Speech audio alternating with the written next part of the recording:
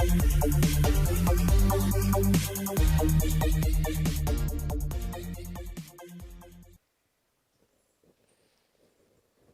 friends, good afternoon everyone. I am Savitri here to discuss about very emerging, interesting topic, gravitation, and we have already finished 2 classes about that. And then today in this session, we are going to discuss about important features of gravitational force and also problems. Okay, hope you all following very well with me, you are moving along with me. And thanks for you all for watching, and please view and subscribe this channel so that you will be getting benefited during public examination. This will be very helpful.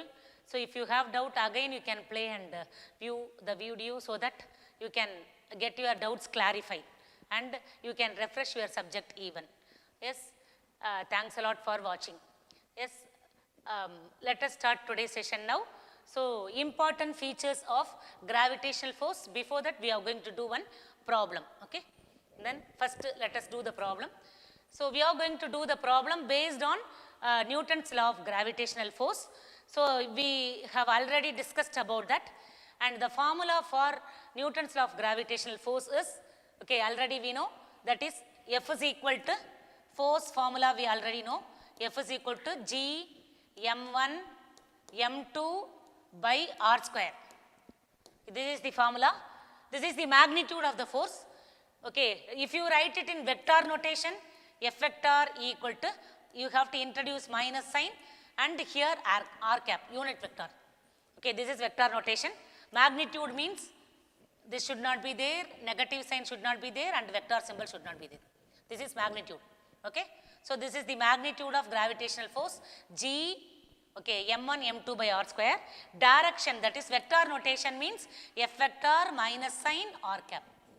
Okay, so this is the formula for gravitational force. We already know.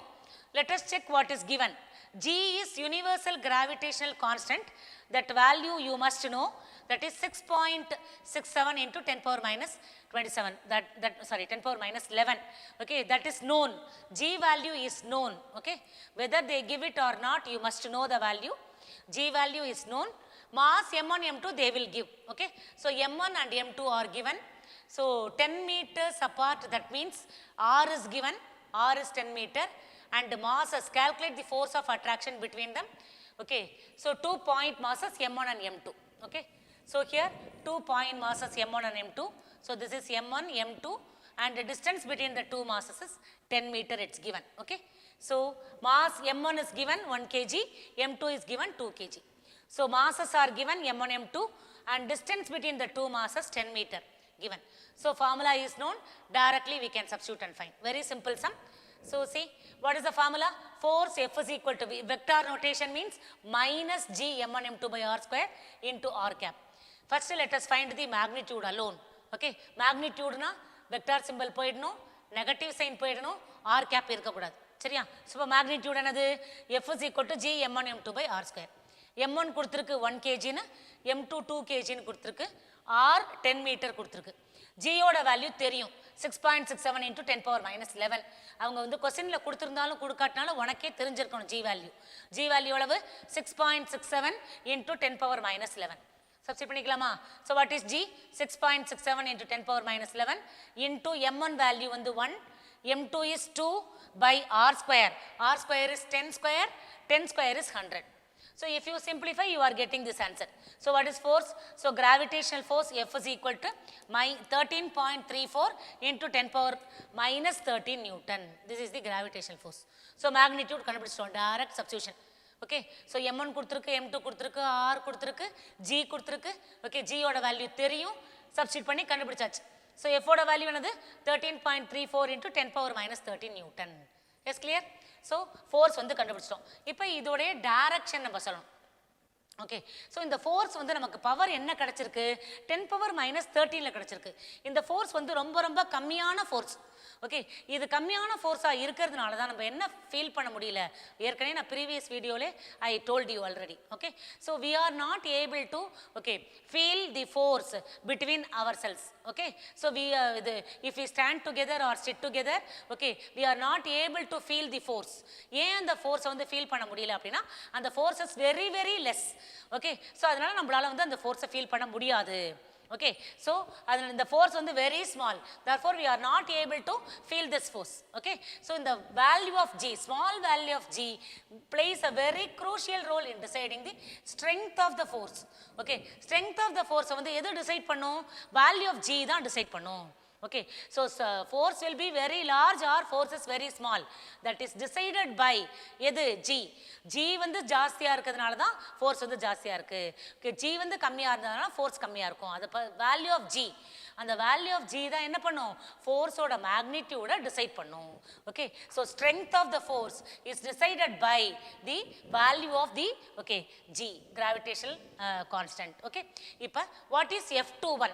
F21 ங்கிறது என்னது, இங்க பாரு, இப்போ ரெண்டு force இருக்கு, நமக்கு ரெண்டு masses இருக்கு, M1 M2 அப்படிங்கிறது 2 மாசஸ் நமக்கு. சரியா, இப்போ இந்த F21 ங்கிறது என்னது, F21 is the force experienced by F21 is the force experienced by M2. Experienced, ஞாபகம் வச்சுக்கோ, experience, exerted வேற, experienced வேற. Okay, F21 is the force experienced by M2 due to M1. Okay, F21 ங்கிறது என்னது, force experienced by second mass, that is M2 due to எதனால, M1 இருக்கிறதுனால. அதே மாதிரி F12 ங்கிறது என்னது, F12 is force experienced by mass M1, force experienced by 1 எதனால, due to M2. புரியுதா? ஸோ ஃபர்ஸ்ட் இருக்கிறது எக்ஸ்பீரியன்ஸ்டு பை, ஓகே எக்ஸ்பீரியன்ஸ்டு பைன்னு சொல்லணும். செகண்ட் வந்து due to, okay force experienced by 2 due to 1. இது எப்படி சொல்வ, force experienced by 1 due to 2. சரியா, இப்போ சொல்லலாமா, F21 is the force experienced by mass M2 due to mass M1. அதே மாதிரி F12 ங்கிறது என்னது, force experienced by mass M1 due to mass M2. இப்போ ரெண்டுத்துக்கும் டைரக்ஷன் பார்க்கணும், எப்படி இருக்குன்ட்டு நம்ம பார்க்கணும். டயக்ராம்லேயே பார்த்தா தெரியுது. F21 என்னது, F21 is the force experienced by M2. எது வந்து M2வை எது பிடிச்சி இழுக்கும், இங்கே M1 தான் இருக்குல்ல.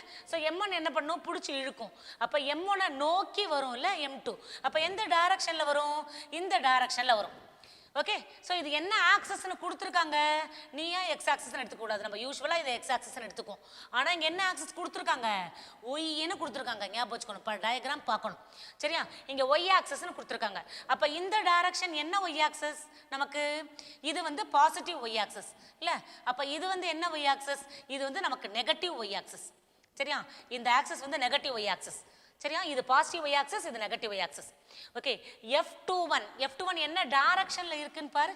F21 எந்த டைரக்ஷன்ல இருக்கு, இந்த டைரக்ஷன்ல இருக்கு நமக்கு. அப்ப F21 is acting in negative y direction.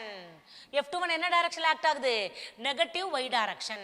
அதனால நெகட்டிவ் y directionல நமக்கு என்ன யூனிட் வெக்டார் இருக்கும் அப்படின்னு பார்த்தீங்கன்னா -j இருக்கும். சரியா, so F21 vector என்னது, F21 vector is the force experienced by mass M2 due to mass M1. அது என்ன டைரக்ஷன்ல இருக்கும், ஓகே F21 வந்து towards M1. M1 வந்து புடிச்சு இழுக்கும் M2. M1 நோக்கி M2 வரும். அப்ப M1 நோக்கி M2 வந்தா இந்த டைரக்ஷன், அப்ப நெகட்டிவ் y டைரக்ஷன்ல M2 வந்து மூவ் ஆகும். ஓகே, அப்ப நெகட்டிவ் டைரக்ஷன்ங்கிறதுனால -j கேப் எடுத்துக்கணும். ஓகே, y டைரக்ஷன், ஏன்னா இங்கே நம்ம ஒய்ன்னு எடுத்துட்டு இருக்கோம், அதனால இது நெகட்டிவ் y. ஸோ -y டைரக்ஷன்னா -j கேப் தான் யூனிட் வெக்டார். அப்போ F21 வெக்டாருக்கு என்ன போட்டுக்கணும், -j கேப்.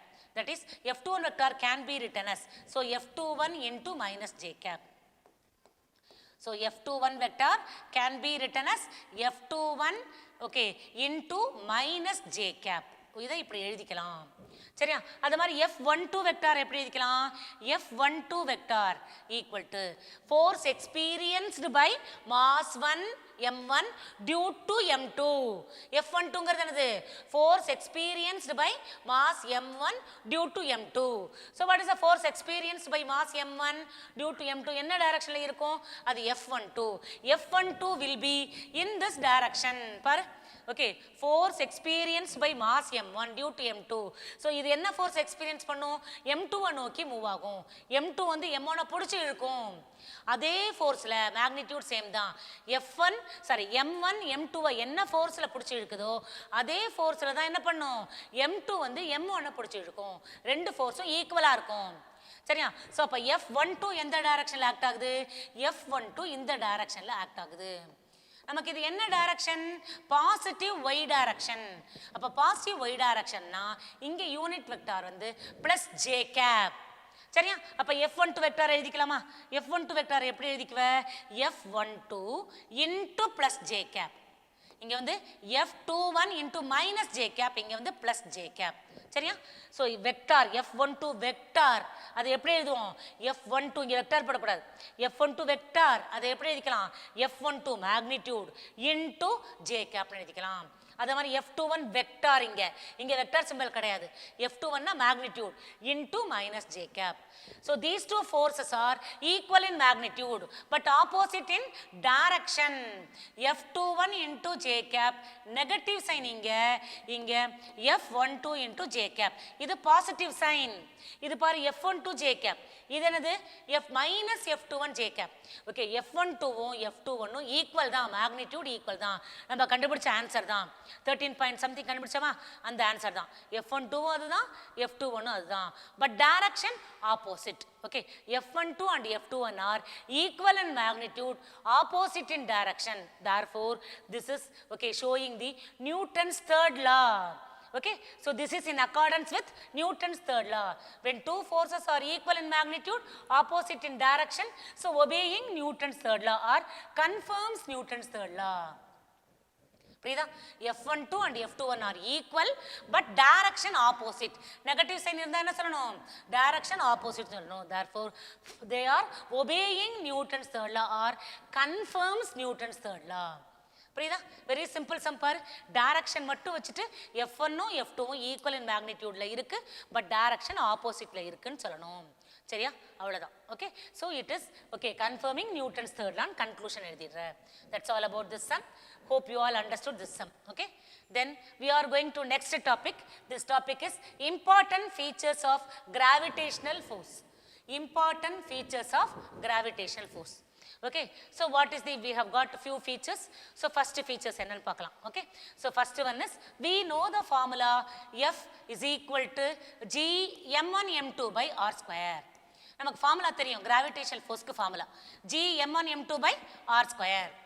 ஓகே, ஸோ இதான் என்னது? கிராவிடேஷனல் ஃபோர்ஸை கனெக்ட் பண்ணுற ஃபார்முலா. இங்கே G கிராவிடேஷனல் கான்ஸ்டன்ட், அது கான்ஸ்டன்ட் தான். m1 m2 என்ன கொடுத்துருக்கோ அந்த வேல்யூ. m1 2 kgனா மாற போகிறது இல்லை, அது m2 3 kgனா அது மாற போகிறது இல்லை. இல்லை m1 1 kg 2 kg எது வேணா இருக்கட்டும், மாஸ் அது வந்து மாறாது. ஓகே, அப்போ எப்படி எழுதிக்கலாம் இந்த ஈக்குவேஷன் அப்படின்னா force is direct inversely proportional to r square அப்படின்னு எழுதிக்கலாம். Okay, so F is equal to G m1 m2 by r square. இந்த ஈக்குவேஷனில் G m1 m2 எல்லாமே கான்ஸ்டன்ட் தான். அதனால எப்படி எழுதிக்கலாம் இந்த ஈக்குவேஷன் அப்படின்னா F is directly proportional to 1 by r squareன்னு எழுதிக்கலாம். இப்போ ஓகே, அல்லது F is inversely proportional to r squareன்னு சொல்லலாம். ரெண்டு விதமாகவும் சொல்லலாம். F is directly proportional சொன்னீங்கன்னா 1 by r squareன்னு சொல்லணும். ஓகே, inversely proportional சொன்னீங்கன்னா வெறும் r squareன்னு சொல்லணும். Okay, F is directly proportional to 1 by r square or inversely proportional to r square. Yes, clear? Okay, இப்போ F உம் R உம் inversely proportionalனா என்ன? If the distance, Rங்கிறது என்னது? distance. Okay, if the distance increases, force decreases ன்னு அர்த்தம். If the distance increases, force decreases. Okay, இப்போ சன்னை சுற்றி 9 planets இருக்குது, எல்லாருக்கும் தெரியும் இல்லை? ஸோ அந்த பிளானட்ஸோடைய டிஸ்டன்ஸ் வந்து அதிகமாச்சுன்னா ஃபோர்ஸ் ஆஃப் அட்ராக்ஷன் என்னாகும்? டிக்ரீஸ் ஆகும். சரியா? ஓகே, எல்லாருக்குமே தெரியும் ஆர்டர். ஓகே, த பிளானட்டோட order. My very eager mother just showed us okay 9 planets அப்படின்னு சொல்லலாம். அல்லது my very eager mother just served us nice paratha, ஞாபகம் வச்சுக்கலாம் அதை வச்சு. Okay, so my very eager mother. Okay, my very eager mother just served us அல்லது showed us.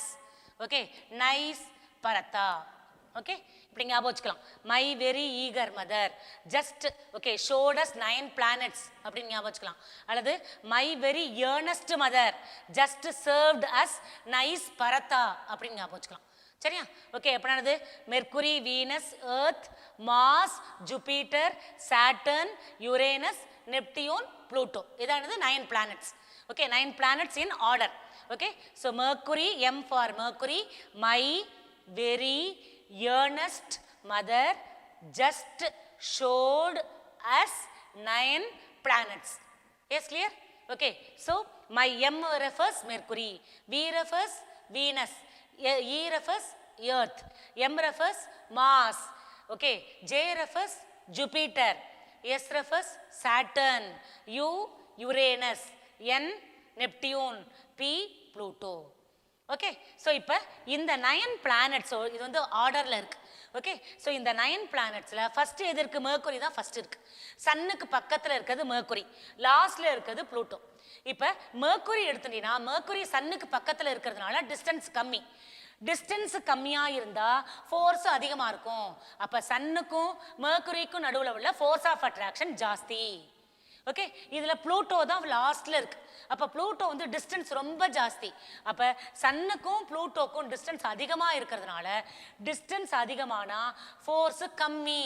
ஏன்னா ரெண்டு இன்வெர்ஸ்லி ப்ரொபோர்ஷனல். சரியா? So Pluto experience the least gravitational force. Okay, and Mercury experience the highest gravitational force. புரியுதா? So இதான் என்னது first features. புரியுதா? So force is inversely proportional to okay square of the distance between the two masses. Okay, force is inversely proportional to square of distance between the two masses. This indicates that when the distance between the two masses more, force is less. Okay, so எந்த planet வந்து ரொம்ப தள்ளி இருக்கோ அந்த planet less ஃபோர்ஸை experience பண்ணும். எந்த planet ரொம்ப க்ளோஸாக இருக்கோ, சன்னுக்கு க்ளோஸாக இருக்கோ அந்த பிளானட் வந்து கிராவிடேஷனல் ஃபோர்ஸை அதிகமாக எக்ஸ்பீரியன்ஸ் பண்ணும். Yes, clear? Okay, so gravitational force between the sun and the planets depends on எதை டிபெண்ட் பண்ணி இருக்கு? distance between the sun and the planet. Yes, clear? Okay, did you understand this concept? Okay, இதானது first feature. Okay, இப்போ gravitational forceக்கும் distanceக்கும் நடுவில் graph draw பண்ணினா gravitational force வந்து y axisல டிஸ்டன்ஸை X ஆக்சிஸில் எடுத்து graph draw பண்ணால் நமக்கு இந்த மாதிரி கிராஃப் கிடைக்கும். ரெண்டு குவான்டிட்டி வந்து இன்வெர்ஸ்லி ப்ரொபோர்ஷனலாக இருந்தால் ஃபோர்ஸும் டிஸ்டன்ஸும் இங்கே இன்வெர்ஸ்லி ப்ரொபோர்ஷனல். அப்போ இன்வெர்ஸ்லி ப்ரொபோர்ஷனலாக இருந்தால் கிராஃப் வந்து உனக்கு இந்த மாதிரி தான் கிடைக்கும். ரெண்டு குவான்டிட்டி வந்து இன்வெர்ஸ்லி ப்ரொபோர்ஷனலாக இருந்தால் இந்த மாதிரி உனக்கு வந்து இது கிராஃப் கிடைக்கும். ரெக்டாங்குலர் ஹைப்பர்பலான்னு சொல்லுவோம் அந்த கிராஃபை. ரெண்டு குவான்டிட்டி வந்து டைரக்ட்லி ப்ரொபோர்ஷனலாக இருந்தால் suppose F proportional to r இருக்குன்னு வச்சுக்கோ, அப்போ இந்த மாதிரி கிராஃப் கிடைக்கும் உனக்கு. எஃப் இது வந்து r. Okay, F proportional to ஆர்னா ஸ்ட்ரெயிட் லைன் கிடைக்கும். F inversely proportional to r ஸ்கொயர்னா இந்த மாதிரி கிராஃப் கிடைக்கும். சரியா? எஃப்க்கும் ஆருக்கும் நடுவில் கிராஃப் ட்ரா பண்ணினா. Yes, clear? ஓகே, ஸோ இப்போ இதுலேருந்து என்ன தெரியுது? டிஸ்டன்ஸ் இன்க்ரீஸ் ஆனால் ஃபோர்ஸ் என்ன ஆகும்? டிக்ரீஸ் ஆகும். As okay r increases force decreases. இதானது first special feature. Okay, so first feature another as distance increases gravitational force decreases. That's all. Yes, clear? Okay, so first one over. Now second one, what is the second important feature? Okay, the gravitational force between okay the two masses is always action reaction pair. This is the second one. Okay, so gravitational force between two masses அல்லது two particles. Gravitational force between two particle is action reaction pair. இப்போ நம்ம இங்க இந்த இடத்துல sun எடுத்துக்கோம். Okay, so this is sun. Okay, and then here we have taken some other planet. Okay, so இது வந்து ஏதோ ஒரு planet, Mercury, Venus ஏதோ ஒரு planet, Venus னு எடுத்துக்கலாம். This is Venus. Okay, so இப்போ என்ன ஆகும்? Sun will exert a force on Venus. Sun will exert force on Venus. Okay, Venus in turn exert force on Sun. these two forces will be equal in magnitude but opposite in direction. So this denotes that these two forces are action reaction pair. Action reaction na eppadi irukanum, equal ah irukanum, direction opposite ah irukanum. Okay, adum thavara action oru object mela irundha reaction innoru object mela irukanum, vera object mela irukanum. Okay, action reaction pair. Sun is exerting force on Venus. Venus will in turn exert equal force on Sun but in opposite direction.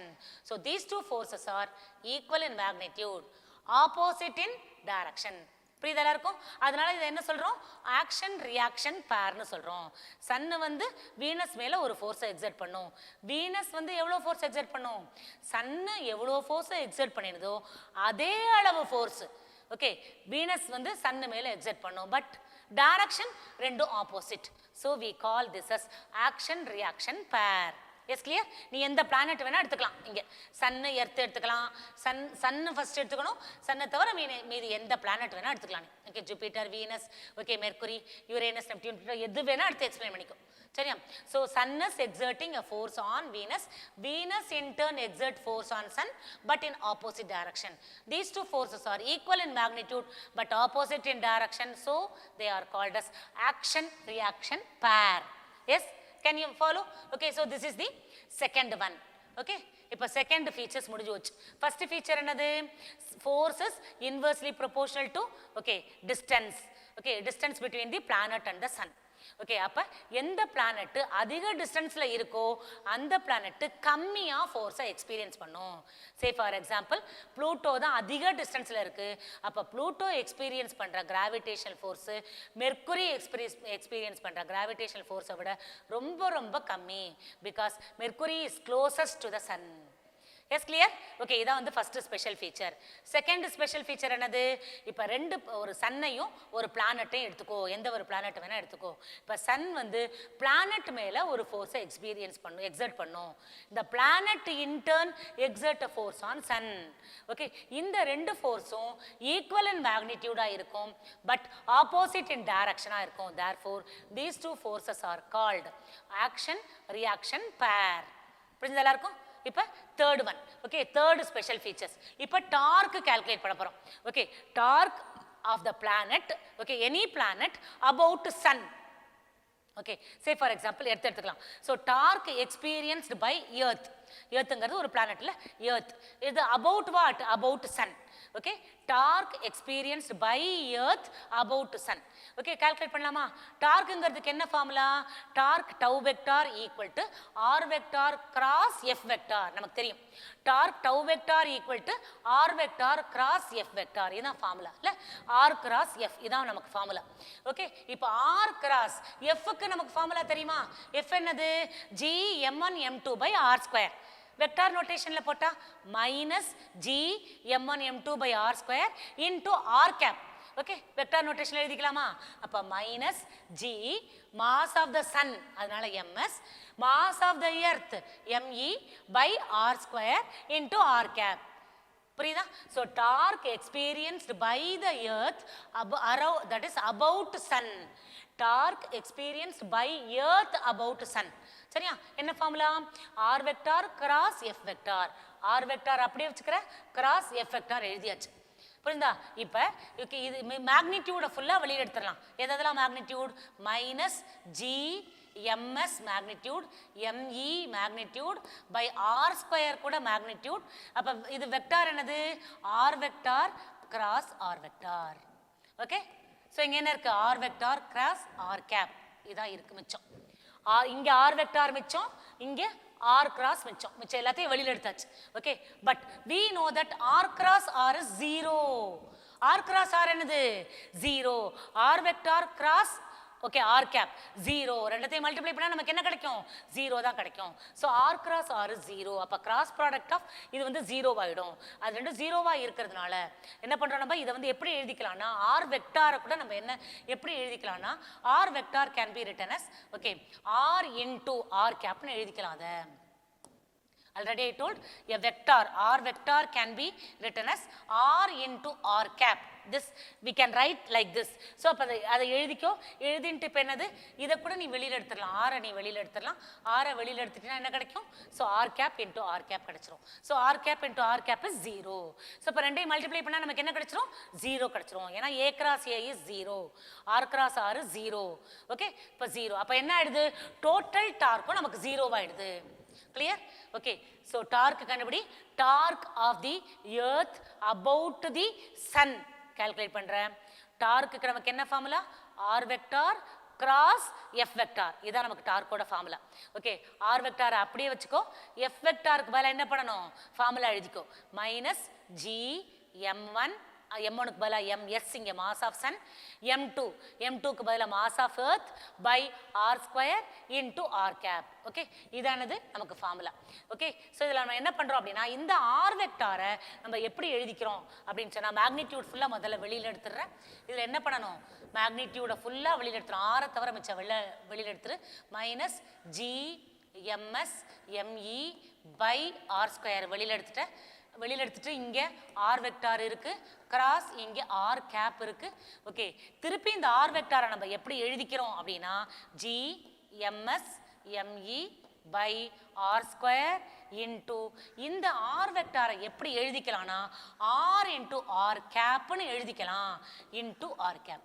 Okay, நான் r வெக்டாருக்கு பதிலா r into r கேப்னு எழுதிக்கிறேன். இதுல என்ன பண்றேன்னா இந்த r நான் வெளியில எடுத்துறேன். சோ r வெளியில எடுத்துட்டா r cap into r cap கிடைக்கும். இந்த r கேப் into r கேப்போட வேல்யூ நமக்கு 0.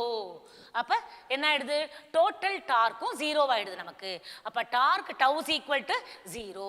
அப்ப torque of the earth about the sun, okay, equal to 0 நமக்கு கிடைச்சது.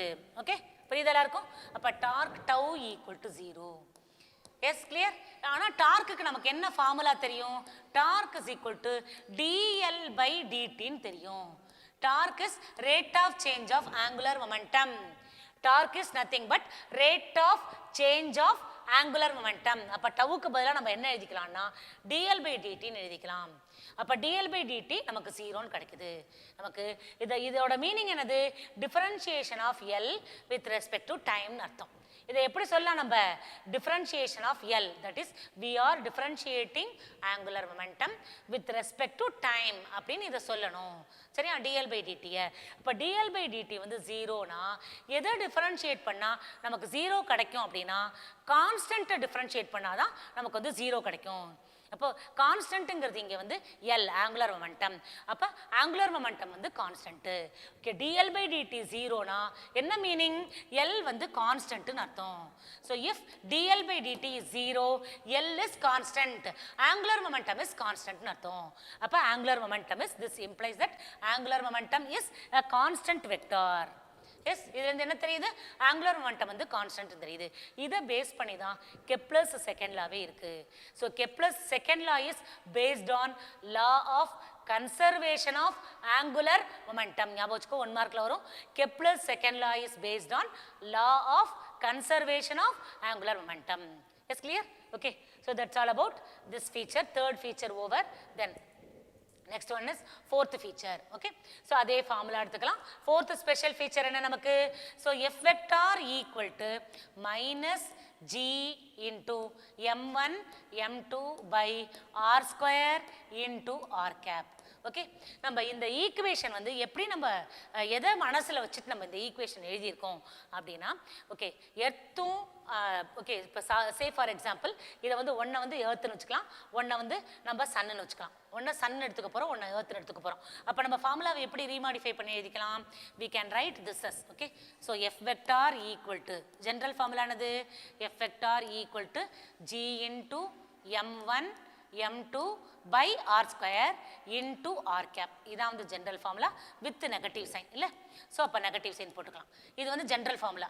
இப்போ நான் இதே ஃபார்முலாவை எப்படி மாடிஃபை பண்ணி எழுத போறேன் அப்படின்னா f vector equal to minus g into mass of sun ms mass of earth me by r square into r cap. Okay, அவ்வளோதான். ஓகே, சன்னோட மாஸ் எர்த்தோட மாஸ்.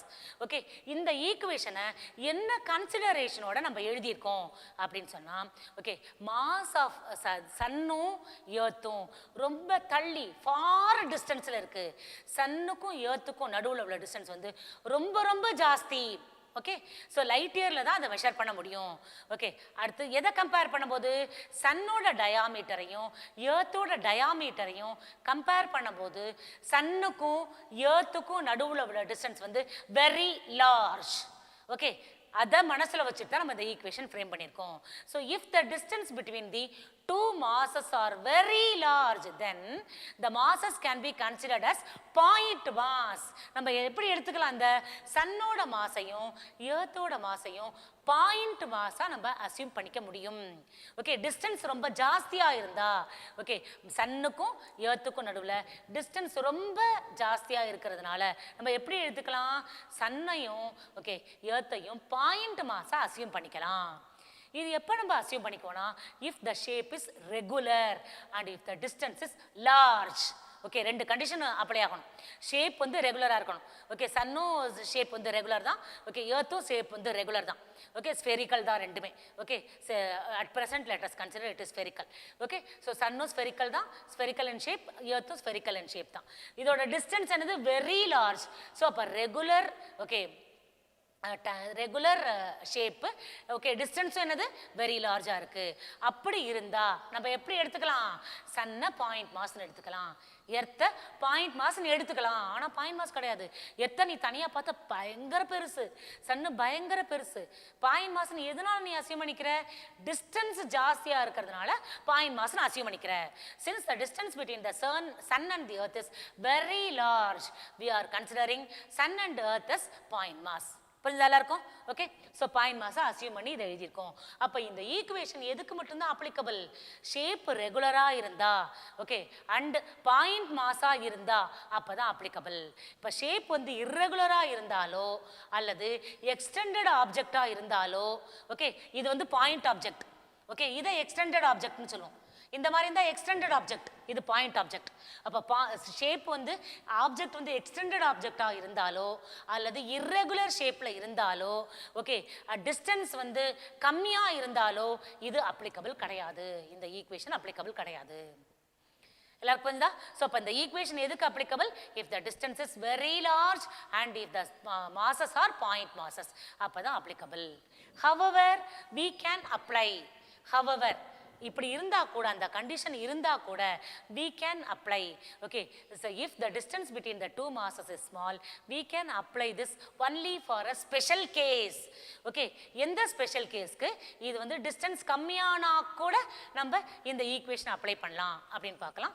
எந்த ஸ்பெஷல் கேஸ் அப்படின்னா, if you take the, okay, so that is a hollow sphere of uniform density. So if you consider a hollow sphere, அது வந்து hollow ஸ்பியரா இருக்கணும், okay, of uniform density. Okay, so இந்த கேஸ்க்கு நம்ம என்ன செய்யலாம் அப்படின்னா, நம்ம டிஸ்டன்ஸ் கம்மியாக இருந்தால் கூட இந்த ஃபார்முலாவை யூஸ் பண்ணிக்கலாம். F is equal to gm1 m2/r² வந்து டிஸ்டன்ஸ் லார்ஜாக இருந்தால் தான் அப்ளிகபிள்னு சொல்லிட்டேன், பாயிண்ட் மாஸாக இருந்தால் தான் அப்ளிகபிள்னு சொல்லிட்டேன். அப்படி இருந்தால் கூட ஒரே ஒரு ஸ்பெஷல் கேஸ்க்கு மட்டும் நம்ம இதை அப்ளை பண்ணுறோம். எந்த ஸ்பெஷல் கேஸ்னா, hollow sphere of uniform density of mass m. So let us take hollow sphere. இதானது நமக்கு ஒரு hollow sphere of mass m. இது வந்து ஒரு sphere of mass m of uniform density. அப்புறம் we are taking a small point mass m outside the hollow sphere. இதனது hollow sphere. Okay, இதனது point mass outside the hollow sphere. Okay, point mass outside the hollow sphere. இந்த ரெண்டுத்துக்கும் உள்ள distance என்னது, r. Okay, இந்த ரெண்டுத்துக்குள்ள டிஸ்டன்ஸை நம்ம r எடுத்துக்கிறோம். இந்த மாதிரி கேஸுக்கு கூட நம்ம என்ன அப்ளை பண்ணலாம் அப்படின்னா, ஓகே, இந்த ஃபார்முலாவை அப்ளை பண்ணலாம். எப்படி அப்ளை பண்ணலாம், ஏன் அப்ளை பண்ணலாம் அப்படின்னா, இந்த ஹாலோ மாஸை நம்ம என்ன பண்ணிக்கலாம் அப்படின்னா, பாயிண்ட் மாஸை அசியூம் பண்ணிக்கலாம். ஓகே, அந்த ஹாலோ ஸ்பியர் இருக்குல்ல, அந்த ஹாலோ ஸ்பியரை எப்படி அசியூம் பண்ணிக்கிறோம், பாயிண்ட் மாஸை அசியூம் பண்ணிக்கலாம். அந்த பாயிண்ட் மாஸ் என்னது, சென்டரில் இருக்கும். ஓகே, அது வந்து சென்டர் ஆஃப் கிராவிட்டி அல்லது சென்டர் ஆஃப் மாஸில் அந்த பாயிண்ட் மாஸ் இருக்கும். அப்போ இந்த பாயிண்ட் மாஸ் இங்கே இருக்கும். சரியா? அப்போ ஹாலோ ஸ்பியரை நம்ம பாயிண்ட் மாஸை அசியூம் பண்ணிக்கிறோம். இதோட மாஸ் வந்து capital M, which is lying exactly at the centre of the hollow sphere. So இப்படி அசியூம் பண்ணிட்டோம்னா நம்ம என்ன ஃபார்முலாவை யூஸ் பண்ணலாம் அப்படின்னா F is equal to G capital M small m by R square. Vector நோட்டேஷன்னா மைனஸ் சைன் ஆர் கேப், இங்கே vector sign. சரியா? இதை யூஸ் பண்ணிக்கலாம். எதுக்கு? ஹாலோ ஸ்பியருக்கு. Okay, so if we assume the hollow sphere as a point mass, அந்த point mass எங்கே இருக்கிறதா எடுத்துக்கணும்? கரெக்டாக எக்ஸாக்ட்லி சென்டர் ஆஃப் மாஸ், சென்டரில் இருக்கிறதா எடுத்துக்கணும். அப்படி இருந்தா we can apply the okay, so this formula minus G into mm by R square into R cap, இந்த formula apply பண்ணிக்க முடியும் அப்படின்னு சொல்றாங்க. Yes, clear? Okay, however இப்போ இன்னொரு கேஸ். ஸோ இன்னொரு இது வந்து அடுத்த special feature. Okay, next suppose okay, so this is hollow sphere. Okay, இந்த hollow sphere of capital mass M and this is a point mass which is lying outside the hollow sphere. வெளியில இருக்கு, hollow ஸ்பியருக்கு வெளியில இருக்கு. Okay, so இதுக்கு ரெண்டுக்கும் உள்ள distance என்னது? Small R. அப்போ நம்ம என்ன செய்யலாம்? இந்த ஹாலோ ஸ்பியரை பாயிண்ட் மாஸா இந்த மாதிரி ஓகே மாற்றிக்கலாம். ஓகே, ஸோ இப்போ point mass this is capital M small m. இப்போ இந்த கேஸ்க்கு நம்ம என்ன செய்யலாம்னா F is equal to GMM by R square ஃபார்முலாவை யூஸ் பண்ணிக்க முடியும். இங்கே கூட அப்ளை பண்ணிக்கலாம். ஓகே, என்னென்ன கண்டிஷனை மீறி அப்ளை பண்ணுறோம்? ஓகே, டிஸ்டன்ஸ் வந்து ரொம்ப லார்ஜாக இருக்கணும். ஓகே, மாசஸ் வந்து பாயிண்ட் மாஸாக இருக்கணும். அப்படி இருந்தால் தான் அப்ளை பண்ணணும். ஓகே, இங்கே வந்து டிஸ்டன்ஸ் ஸ்மாலாக இருந்தால் கூட நம்ம அப்ளை பண்ணுறோம். Okay, for the case of the hollow sphere. Yes clear? Suppose if the point mass, இந்த பாயிண்ட் மாஸ் வந்து அவுட் சைடில் இல்லாமல் இந்த ஹாலோ ஸ்பியருக்குள்ளேயே இருக்குன்னு வச்சுக்கோயேன். இந்த பாயிண்ட் மாஸ் வெளியில் இல்லாமல் அந்த பாயிண்ட் மாஸ் ஹாலோ ஸ்பியருக்கு உள்ளே இருந்ததுன்னா ஃபோர்ஸ் வில் பி 0. அதான் அடுத்த case. Okay, so if the point mass is outside the hollow sphere, then force will be there. If the point mass is inside the hollow sphere, force will be 0. So in the case, adutha case another, what is the next case? So next case we have got is, okay, if the hollow sphere is, okay, suppose if the hollow sphere is, okay, inside the mass, what will happen? Okay, so இது வந்து hollow sphere, mass is inside. Inside the hollow sphere, இந்த மாதிரி இருந்தா force will be 0. So what is the force? Force will be 0. No force on M. Okay, so when the point mass is inside the hollow sphere, no force will be there. Clear? Are you all clear? Okay, so that's all about special features by important features. Did you all understand? Okay, so important features of Newton's law we have dealt. Okay, so hope you all understood. F is inversely proportional to R square. If the distance increases, force decreases. First one. The second one is, okay, action reaction pair, gravitational forces, action reaction pair. And then third case is torque of the planet about the sun is 0. Therefore, angular momentum is conserved. Third case. Fourth case is, so if this force can be applicable only if the two masses are point masses and if the distance between the two masses are very large, only then we can apply. So this cannot be applicable for the, okay, two point masses of irregular shape or extended shape. Okay, and if the distance is too small, we cannot apply this equation. That is the fourth point. Then fifth special feature is, okay, if you consider a hollow sphere and though the distance between the hollow sphere and point mass is small, we can apply this equation. Okay, so if the point mass is outside the sphere, force exists. If the point mass is inside the sphere, force does not exist. Force is 0. So these are the special features. Okay, yes, so that's all about that. Next one is, we have got, okay, Newton's inverse square law. Okay, very important derivation, very simple derivation. This is Newton's inverse square law. Okay, now Newton considered the circular orbit. Nalla ஞாபகம் வச்சுக்கோ. Newton considered the circular orbit. Okay, orbit of the planet as circular. இங்க நல்லா ஞாபகம் வச்சுக்கோ. Orbit of the planet actually என்னப்பா? Elliptical. இல்ல, so யார் சொன்னா இத? ஃபர்ஸ்ட் வந்து orbit of the planet is எலிப்டிக்கல்னு கெப்லர் தான் சொன்னார். ஓகே, ஸோ சர்க்குலருங்கிறது டாலமியோட வியூ. ஓகே, அண்ட் வேற யார் சொன்னா? Nicholas Copernicus. இவங்க ரெண்டு பேரும் ஆர்பிட்டை வந்து சர்க்குலர்னு சொன்னாங்க. ஆனால் ஆர்பிட் வந்து சர்க்குலர் கிடையாது, எலிப்டிக்கல்னு யார் சொன்னா? கெப்லர் சொன்னார். ஆனால் நியூட்டன் வந்து எல்லா எக்ஸ்பிளனேஷனும் சர்க்குலர் அப்படின்னு வச்சு தான் எக்ஸ்பிளைன் பண்ணாரு. ஏன்னா அந்த ஆர்பிட்டுக்கு வந்து சர்க்குலருக்கும் எலிப்ஸுக்கும் கொஞ்சோண்டு தான் டிஃப்ரென்ஸ் இருக்கு. ஓகே, அதனால வந்து அவர் வந்து சர்க்குலர் அப்படின்னு வச்சு எக்ஸ்பிளைன் பண்ணாரு. அந்த எலிப்டிக்கல் ஆர்பிட்டுக்கும் அந்த சர்க்குலர் ஆர்பிட்டுக்கும் டிஃப்ரென்ஸ் வந்து டீவியேஷன் வந்து வெரி ஸ்மால் அப்படின்னு இருக்கிறதுனால அவர் வந்து ஆர்பிட்டை சர்க்குலர்னு வச்சு எக்ஸ்பிளைன் பண்ணாரு. So that the calculation may be easier. Okay, so அப்போ ஆர்பிட்டை வந்து என்ன எடுத்துட்டாரு, நல்லா ஞாபகம் வச்சுக்கணும். Newton took the orbit as circular. இதை நல்லா ஞாபகம் வச்சுக்கணும். Okay, now let us consider, okay, a planet. இதானது planet. So the planet is revolving in the circular orbit. Okay, இப்போ இந்த பிளானட் வந்து சர்க்குலர் ஆர்பிட்டில் வந்து ரிவால்வ் ஆகுது. எதை சுற்றி? சன்னை சுற்றி மூவ் ஆகுது. ஓகே, இதை சன்னுன்னு வச்சுக்கலாம். ஸோ ரிவால்வ் ஆகுது சன்னை சுற்றி. ஓகே, அப்போ இந்த பிளானட் கட்டாயம் சென்ட்ரிபீட்டல் ஆக்சலரேஷனை எக்ஸ்பீரியன்ஸ் பண்ணும். இந்த பிளானட் வந்து whenever a particle or anything is moving in a circular orbit, there will be a centripetal acceleration. கட்டாயம் இருக்கும் centripetal acceleration. So the planetக்கு வந்து centripetal acceleration இருக்கும். centripetal accelerationக்கான எக்ஸ்பிரஷன் நமக்கு ஏற்கனவே தெரியும், செகண்ட் சாப்டர்லேயே டிரைவ் பண்ணிட்டோம். Okay, so centripetal acceleration A equal to minus V square by R அப்படின்னு நம்ம ஏற்கனவே டிரைவ் பண்ணிட்டோம். So what is centripetal acceleration? ஒரு பிளானட்டு சர்க்குலர் ஆர்பிட்டில் சன்னை சுற்றி ரிவால்வ் ஆனால் அதுக்கு சென்ட்ரிபிட்டல் ஆக்சலரேஷன் இருக்கும். அந்த சென்ட்ரிபிட்டல் ஆக்சலரேஷனுக்கு ஃபார்முலா என்ன அப்படின்னு எழுதிக்கணும். So centripetal acceleration A equal to minus V square by r. Okay, இங்கே Vங்கிறது என்னது? Speed of the planet. Okay, ஆருங்கிறது என்னது? R is the distance of the planet from the centre. Okay, so இந்த சென்டர்லேருந்து ஆருக்கு வந்து டிஸ்டன்ஸ் அல்லது சன்னுலேருந்து பிளானட்டுக்கு உள்ள டிஸ்டன்ஸ் தான் என்னது? R. Yes, are all clear? Okay, so now centripetal acceleration A equal to V square by r minus V square by r. Okay, ஏன்னா centripetal acceleration will be always towards the center along the radius. And the negative sign indicates that centripetal acceleration is always towards the center along the radius. அதனால negative sign போட்டுக்கணும். So minus V square by R. நம்மளோட aim என்னன்னா, இப்போ force கண்டுபிடிக்கணும். Force is equal to M into A. Okay, இப்போ acceleration கண்டுபிடிச்சு இந்த ஃபார்முலாவில் சப்ஸ்டிட் பண்ணணும். அதான் நம்மளோட எய்ம். ஸோ ஆக்சலரேஷனோட வேல்யூ கண்டுபிடிச்சு இந்த ஃபார்முலாவில் சப்ஸ்டிட் பண்ண போகிறோம். இப்போ ஆக்சலரேஷன் கண்டுபிடிச்சிட்டோமா? A is equal to V square by ஆர்னு கண்டுபிடிச்சிட்டோம். மைனஸ் V ஸ்கொயர் பை ஆர்னு. இப்போ Vக்கு பதிலாக ஃபார்முலா சப்ஸ்டிட் பண்ணணும். என்ன ஃபார்முலா? நமக்கு Vனா வெலாசிட்டின்னு தெரியும் இல்லை? ஸோ வெலாசிட்டிங்கிறது டிஸ்டன்ஸ் பை டைம் அப்படிங்கிறது தெரியும். சரியா? நம்மளோட எய்ம் என்ன? F is equal to ma.